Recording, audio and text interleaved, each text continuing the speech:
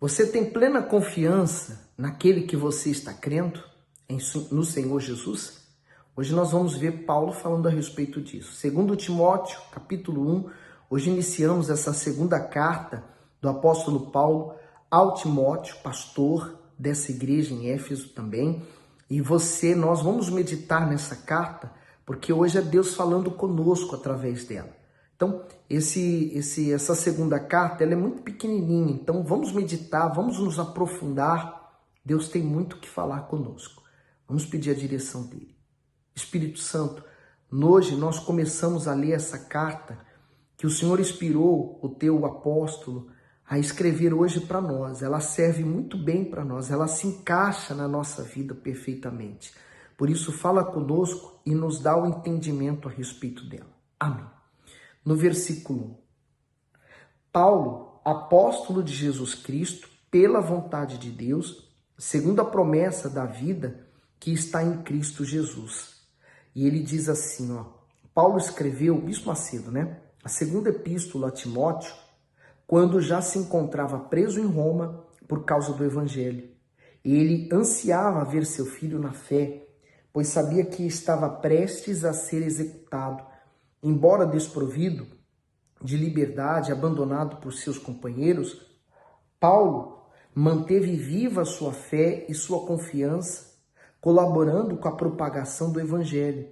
Mesmo vivendo injustiças e situações difíceis, os nascidos de Deus jamais perdem a fé em Jesus e tampouco se desestruturam espiritualmente. A fé que possuem está alicerçada na palavra, por isso são fortes e perseverantes. O 2. A Timóteo, meu amado filho, graça, misericórdia e paz da parte de Deus Pai e da de Cristo Jesus, Senhor nosso. Dou graças a Deus, a quem desde os meus antepassados sirvo com uma consciência pura de que, sem cessar, faço memória de ti nas minhas orações noite e dia. Então, o apóstolo Paulo estava se referindo a Timóteo. Em que condições ele se encontrava preso? Você consegue imaginar? Não era uma prisão assim confortável, com sofá, com uma televisão, com internet, nada disso. Ele estava num lugar mesmo sujo, escuro, num lugar podre, não se prendia pessoas em lugares bons. E ele estava prestes a ser sentenciado à morte. Então ele convivia com ratos, ele estava sujo, sentia frio. Então quer dizer, olha só, mesmo assim o Espírito Santo encontrava nele um instrumento vivo para se manifestar nesse mundo. É muito grande, é muito poderoso. No 4, desejando muito ver-te, lembrando-me das tuas lágrimas, para me encher de gozo. O Bispo Macedo diz assim, lembrando-me das tuas lágrimas. Paulo não tinha seus discípulos presentes na prisão, pois cada um estava em uma missão. Outros o haviam abandonado por causa das perseguições, mas o apóstolo guardava em sua mente a boa recordação dos fiéis. Ao que tudo indica, a despedida de Paulo a Timóteo havia sido dolorosa. Timóteo agia como um filho que se entristece com a partida do seu pai, sofre com a sua aflição e se regozija com as suas alegrias. Paulo tinha vontade de vê-lo para dividir as experiências da obra e para instruí-lo a se manter na fé e a defender o Evangelho. No 5. Trazendo à memória a fé não fingida que em ti há, a qual habitou primeiro em tua avó Loide e em tua mãe Eunice, e estou certo de que também habita em ti. Quer dizer, o apóstolo, o pastor Timóteo, ele começou muito novo, mas a fé começou, olha em quem? Na avó, primeiro. Deus sempre chama alguém. Você talvez esteja na igreja sozinho. Você luta pela sua família sozinho.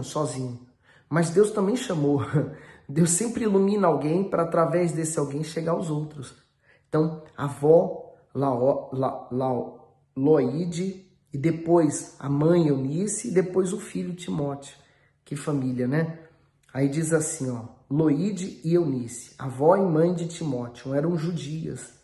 Elas creram no Senhor Jesus como Messias quando ouviram o Evangelho por meio de Paulo. Está lá em Atos 16:1. A fé dessa família começou com elas e depois, por meio do Espírito Santo, foi despertado também Timóteo. Com isso, a educação dele passou a ser pautada nos valores do Evangelho. Embora o pai de Timóteo fosse grego, ele observou os valores de sua mãe, que era fiel ao Senhor. Dessa forma, o apóstolo reconheceu que a conversão do jovem não foi uma coincidência, e sim fruto do testemunho e da boa criação que recebeu da sua mãe e da sua avó. Isso serve de exemplo a todas as mães que têm a responsabilidade de ensinar seus filhos. Elas devem plantar a semente da confiança em Deus e da integridade, do respeito e de todas as boas virtudes desde cedo. Afinal, a mulher exerce grande influência sobre os filhos e, quando imbuída da genuína fé cristã, passa a ser testemunha viva do Senhor Jesus em seu lar, tornando-se um alicerce para toda a sua família. Então, você mantém a sua fé, a chama acesa, porque você serve como um luzeiro para a sua família, né? Você é como as embarcações, né? Lá tem o farol que indica, né? Que mostra o caminho para os barcos, as embarcações. Assim você é o farol dentro da sua casa, uma luz para os seus familiares. No 6. Por cujo objetivo te lembro que despertes o dom de Deus que existe em ti pela imposição das minhas mãos. Porque Deus não nos deu o espírito de temor, mas de fortaleza e de amor e de moderação. Bispo Macedo escreve: fortaleza, amor e moderação. Paulo encoraja Timóteo a não se sentir acovardado e tímido diante de nada. O alerta do apóstolo faz sentido, uma vez que aqueles que vivem a fé no Altíssimo têm como adversário Satanás e seus demônios. Por isso enfrentam perseguições, perigo, decepções e muitas outras dificuldades. Dessa forma, Timóteo deveria ser firme para enfrentar os falsos mestres que surgiam para corromper a igreja. Além disso, ele deveria ser intrépido na pregação do Evangelho e determinado ao reprovar os que caíam em pecado e ficavam escondidos atrás da máscara da hipocrisia. Um homem comum não possui por si próprio essa mesma segurança, determinação e estabilidade, pois essas virtudes são dadas apenas aos nascidos de Deus. Somente o Espírito Santo nos dá força para suportar as tribulações, amor para perdoar os nossos inimigos e moderação ou equilíbrio para enfrentar qualquer situação. Portanto, não pode alguém ter o Espírito de Deus e viver paralisado pelo medo, sem coragem para tomar atitude ou preso a limitações que o fazem recuar. Agora, continuando no 8. Portanto, não te envergonhes do testemunho de nosso Senhor, nem de mim, que sou prisioneiro seu. Antes, participa das aflições do Evangelho segundo o poder de Deus. Porque normalmente é assim, né? Se você tem alguma coisa para oferecer para os outros, então a sua volta vai estar cheia de pessoas. Quando você não tem nada para oferecer para os outros, aqueles que são interesseiros fogem. Só fica mesmo quem realmente gosta de você. No 9. Que nos salvou e chamou com uma santa vocação, não segundo as nossas obras, mas segundo o seu próprio propósito, e graça que nos foi dada em Cristo Jesus antes dos tempos dos séculos, e que é manifesta agora pela aparição do nosso Senhor, do nosso Salvador Jesus Cristo, o qual aboliu a morte e trouxe à luz a vida e a incorrupção pelo Evangelho, para que o que fui constituído pregador e apóstolo e doutor dos gentios, por cuja causa padeço também isto, mas não me envergonho, porque ele estava preso, né? Porque eu sei em quem tenho crido, e estou certo de que é poderoso para guardar o meu depósito até aquele dia. O Bispo Macedo escreve: sei em quem tenho crido. Paulo sofria por causa do Evangelho, mas afirma que de modo algum se envergonhava daquele ou se intimidava em anunciá-lo por causa das perseguições. Sua forte declaração de fé prova sua familiaridade com o caráter do Altíssimo, pois o apóstolo conhecia bem a justiça, a fidelidade e a bondade divina, por isso confiava plenamente nele. Guardar o meu depósito significa guardar a alma. Paulo havia depositado no Senhor Jesus seu maior tesouro, sua alma, por isso ela estava em segurança. Muitos cometem a loucura de depositar sua vida e seus problemas nas mãos de homens falhos, que nem sequer conhecem. Por outro lado, se enganam a confiar em Deus e assim fracassam, comprometendo seu presente e o seu futuro. Diante disso, entregue sua alma ao Salvador e viva de acordo com a sua vontade, e nada mais perturbará você. Isto é, mesmo diante dos maiores dilemas, você terá paz, alegria e segurança, pois estará sobre os cuidados dele. Que maravilhoso, né? Por isso que nós temos que saber bem em quem nós cremos. Às vezes a pessoa fala assim, eu não posso falar de Jesus para outras pessoas porque a minha vida ainda não está, o meu testemunho não é completo. Quem disse isso? Paulo estava preso, estava sofrendo, mas mesmo assim ele permanecia falando daquele que salvou a alma dele. O maior de todos os milagres já aconteceu, minha amiga, meu amigo. Foi Jesus ter morrido na cruz para salvar nossa alma. Você quer milagre maior do que esse? Esse corpo vai perecer, as coisas nesse mundo vão ficar por aí. Mas a alma não, a alma que está salva, já o meu maior milagre já aconteceu. Se eu olhar para a minha vida e o que ainda não aconteceu, eu me firmo numa coisa, Jesus já me salvou, isso já me basta. No 13, conserva o modelo das sãs palavras que de mim tens ouvido, na fé e no amor que há em Cristo Jesus.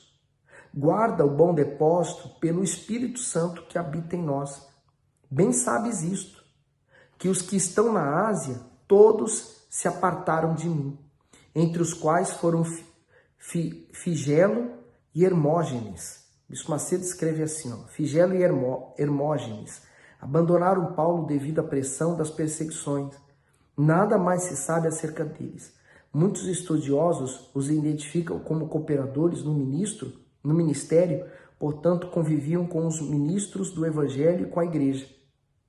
Mas ao verem a gravidade da perseguição sofrida pelo apóstolo, o desprezaram no momento de maior dor e desistiram da fé. Eles seguiram o mesmo comportamento dos cristãos da Ásia. É provável que essas pessoas fossem provenientes dessa região, mas moravam nas imediações de Roma. Isto é, deixaram de confessar o Senhor Jesus como Salvador por meio das adversidades que poderiam sofrer. Muitos motivos levam uma pessoa a cair na fé. Entre eles estão negligência com a vida espiritual, perseguição, escândalo, ansiedade para receber milagre, maus olhos devido a amizades, como pessoas rebeldes e outros. Logo, ao decidir viver longe da fé e da obediência à palavra, fica desprotegida por Deus e à mercê do diabo, que não perderá a oportunidade de atacá-la como puder. Agora, no 16. O Senhor conceda misericórdia à casa de Onésiforo, porque muitas vezes me recriou e não se envergonhou das minhas cadeias. Onésiforo. Embora muitos não conseguiam nem mesmo se manter na fé no Senhor Jesus, quanto mais se aproximar de Paulo, Onésiforo tinha coragem de visitá-lo constantemente na prisão. Esses encontros revigoravam o apóstolo, que não apenas o considerava um companheiro de fé, mas também um amigo simpático, alegre e disposto. Paulo não tinha como recompensá-lo por tamanho bem, mas pedia ao Senhor para que tivesse misericórdia da família de seu amigo. O apóstolo não era ingrato para esquecer gestos de tamanha grandeza e, embora não tivesse como remunerar ou lhe retribuir, ele cria que o Todo-Poderoso faria isso muito bem. Que tenhamos fé e coragem para aliviar a dor daqueles que estão vivendo sob algemas, devido a enfermidades, ao abandono, ao luto, às perdas e a tantos outros sofrimentos que fazem os falsos amigos desaparecerem. Aí você vê que Deus sempre vai pôr pessoas fiéis do nosso lado, fiéis a Jesus, né? E naturalmente fiéis a nós também. No 17, antes vindo ele a Roma, com muito cuidado me procurou e me achou. O Senhor lhe conceda que naquele dia ache misericórdia diante do Senhor. E quanto me ajudou em Éfeso, melhor o sabes tu. Há sempre pessoas que marcam nossa vida, né? Pessoas que marcam negativamente, e essas aí nós perdoamos e entregamos ao Senhor Jesus, e aquelas que nos marcam positivamente, aquelas que de fato elas estão conosco nos momentos bons e nos maus. Nos bons permaneceram fiéis e contentes conosco, e nos maus choraram junto conosco e também nos trouxeram fé para que nós venhamos nos permanecer firmes. Que você tenha uma pessoa assim e você valorize ela acima de tudo, tá bom? Que Deus continue iluminando você. Partilhe esse vídeo com mais pessoas. Vamos evangelizar usando agora os meios eletrônicos também. Fique com Jesus.